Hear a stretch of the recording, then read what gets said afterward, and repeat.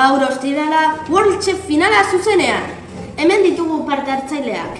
Bi neska frantziarrak. Bonjour. Eta bi mutil espainiarrak. Hola.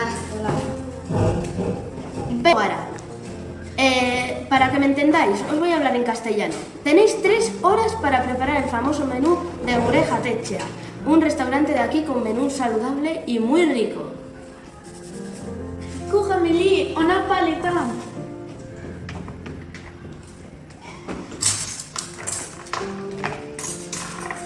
Vamos, Juan, hay que ganarles a estas chicas. Sí. Mira, lanzón, la leche y tomate. Manuel, echa eso feta a la ensalada. Aquí. Y le voy a hacer un poco de aceite.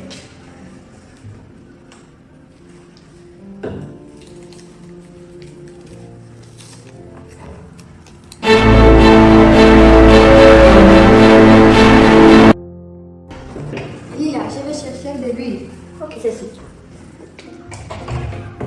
Ordu bat pasa da lagunok. Pensalo dugu. Venga, Juan, vete cortando la biblia del ajo.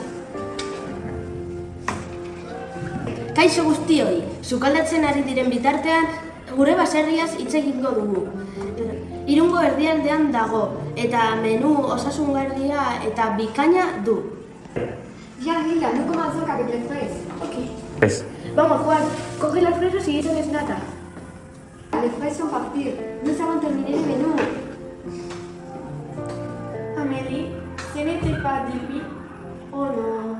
Bukatu da laguno, platerak, mesedes. Tenemos que descalificar a un grupo.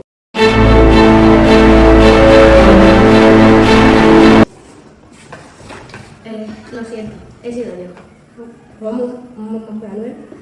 He saboteado el juego y le he puesto una etiqueta de aceite a un bote de aroma de vainilla. Orduan neskek irabazi dute. Bon appétit.